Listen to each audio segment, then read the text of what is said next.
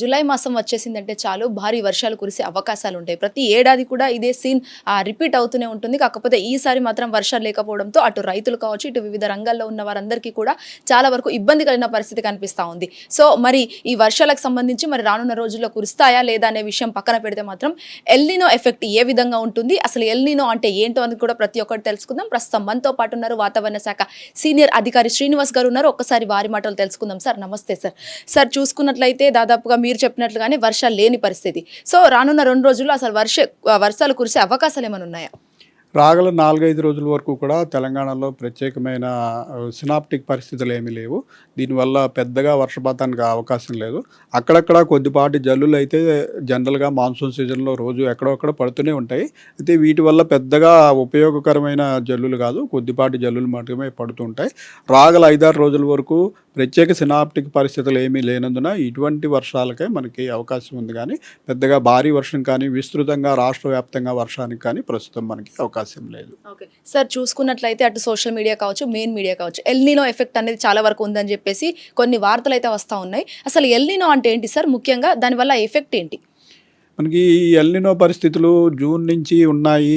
పోయే కొద్దీ మనకి ఇది తీవ్రం అవుతుంది అని గత 2 నెలల నుంచి కూడా మనం ఫోర్కాస్ట్ చెప్పడం జరుగుతుంది.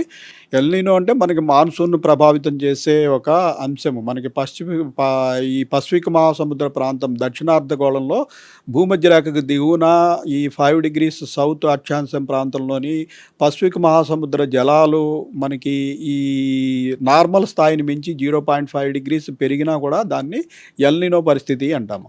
అది పెరిగిన కొద్దీ ఏమవుతుందంటే మనకి ఈ ప్రాంతం నుంచి యాక్చువల్గా ఈ మాన్సూన్ విండ్స్ మనకి భూమధ్య రేఖని దాటుకుని మనకి భారతదేశం వైపు వస్తూ ఉంటాయి.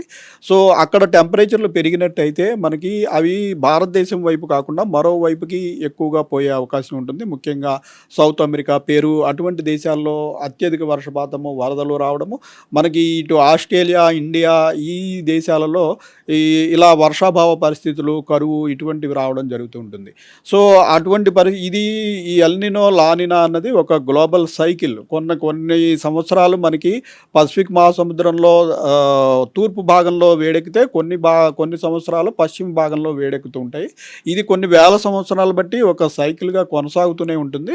సో ఆ రకంగా ప్రస్తుతం మనకి గత 3-4 సంవత్సరాల బట్టి ఇంచుమించు మనం లానినా పరిస్థితుల్లో ఉన్నాం. మనకి పుష్కలంగా వర్షాలు పడుతున్నాయి. ఇప్పుడు మనం ఎల్నినా ఫేజ్లోకి రావడం జరిగింది ఈ ఏడు. సో ఈ ఏడు నుంచి దీనికి మనకి ఈ జూన్ నుంచి ప్రభావం ఉంది. రాగల 3-4 నెలల్లో కూడా దీని ప్రభావం మరింత పెరిగే అవకాశం ఉందనే ఇంటర్నేషనల్ ఫోర్కాస్టింగ్ ఆర్గనైజేషన్స్ అన్నీ కూడా చెప్తున్నాయి. ఓకే సార్, అంటే కొన్ని ప్రదేశాల్లో అటు ముంబై కావచ్చు, పూణే, ఢిల్లీ ఇలాంటి ప్రాంతాల్లో కూడా వర్షాలు ఎక్కువగా కురుస్తున్నాయి. మరీ ముఖ్యంగా అన్ని కొట్టుకుపోవడం లాంటివి, పాములు కూడా వచ్చిన పరిస్థితి కూడా ఏడిపిస్తుంది. ముఖ్యంగా సోషల్ మీడియాలో ఇవన్నీ వైరల్గా మారాయి. సో అక్కడ అలాంటి సిచ్యువేషన్ ఉన్నప్పుడు కేవలం 2 తెలుగు రాష్ట్రాల్లో మాత్రం వర్షాలు లేని పరిస్థితి. అసలు రీజన్ ఏమై ఉంటుంది సార్? మనకి ఎల్నినో పీరియడ్ అన్నంత మాత్రాన అసలు రెయిన్స్ పడవని కాదు, రెయిన్స్ పడతాయి. ఒక్కొక్కప్పుడు కొన్ని చోట్ల అత్యంత భారీ వర్షాలు పడతాయి, కొన్ని చోట్ల అసలు పడవు. ఇదే మెయిన్ ఎల్నినోలో ప్రాబ్లం ఏంటంటే డిస్ట్రిబ్యూషన్ సరిగా ఉండదు. పడిన చోట బాగా ఎక్కువ పట్టము, లేని చోట మళ్ళీ పొడి వాతావరణం ఉండిపోవడము, లేదా ఒక ప్రాంతంలో 4-5 రోజులు అతి భారీ వర్షాలు పడి ఆ తర్వాత నెలంతా కూడా డ్రై పీరియడ్ ఉండము.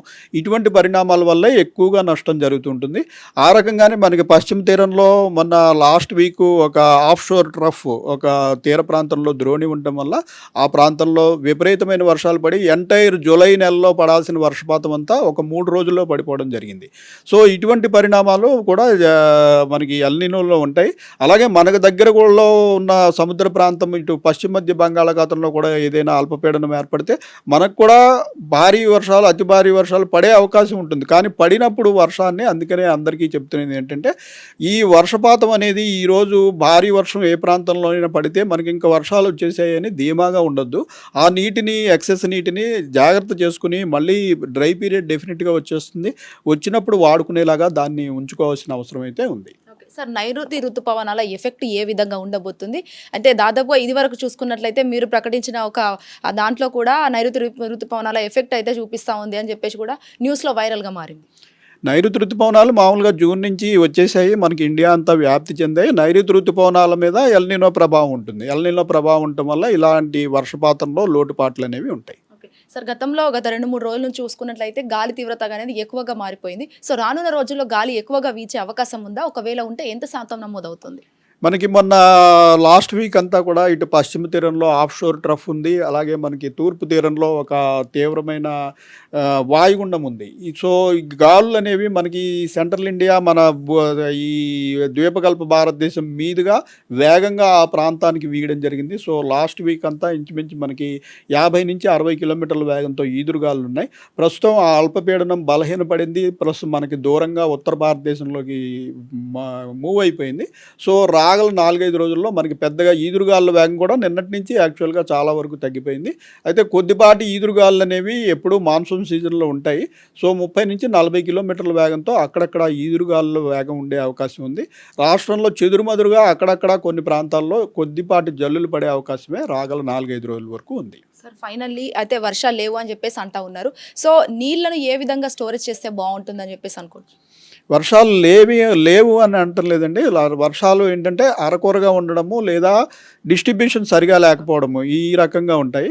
సో, ముఖ్యంగా ఎక్కువ వర్షాలు పడిన దగ్గర అది వృధా చేయకుండా దాన్ని స్టోర్ చేసుకోవాల్సిన అవసరం అయితే ఉందని చెప్తున్నాం. Right, thank you so much sir. So రానున్న రోజుల్లో ఏదైతే అటు అడపదడప వర్షాలు ఉంటాయి, కేవలం వర్షాలు లేని పరిస్థితి అంటూ ఏమీ లేదు, కానీ రానున్న రోజుల్లో ఎలా ఉండబోతుందో వాతావరణం కావచ్చు, లేకపోతే ఇంకా వర్షాలకు సంబంధించి కూడా చాలా వరకు అప్డేట్ అనేది మేము ఇస్తూ ఉంటాము. ముఖ్యంగా వాతావరణానికి సంబంధించి, వర్షాలకు సంబంధించి దడప వర్షాలు కురుస్తూ ఉంటాయి. ఎవరైతే రైతులు ఉన్నారో ఖచ్చితంగా ఆవేదన చెందవద్దు. అక్కడక్కడ భారీ వర్షాలు కురిసిన నేపథ్యంలో అనంతరం అక్కడక్కడ డ్రైనెస్ అనేది ఏర్పడుతూ ఉంటుంది కొన్ని జిల్లాలకు అని చెప్పేసి కూడా తెలంగాణ రాష్ట్ర వ్యాప్తంగా కూడా ఇది ఒక వాతావరణ శాఖ హెచ్చరికలు కూడా జారీ చేసిన పరిస్థితి అయితే కనిపిస్తోంది. మరి ముఖ్యంగా రైతులకు సంబంధించి కూడా ఎవరైతే ఇప్పుడు నారు వేయడం కావచ్చు, ఇంకా ఏదైతే కాటన్ సీడ్స్ ఉంటాయో వాటన్నిటికి సంబంధించి ఇప్పుడు వేస్తున్న క్రమంలో ఖచ్చితంగా అక్కడక్కడ వర్షాలు కురిసే అవకాశాలు ఉన్నాయో తప్ప ఓవరాల్గా అన్ని జిల్లాల్లో కురిసే అవకాశాలు లేవని చెప్పేసి అయితే వాతావరణ శాఖ అధికారులు అయితే తెలియజేయడం జరిగింది. వీడియో అనిల్తో శ్వేతంగర్, హిట్ టీవీ,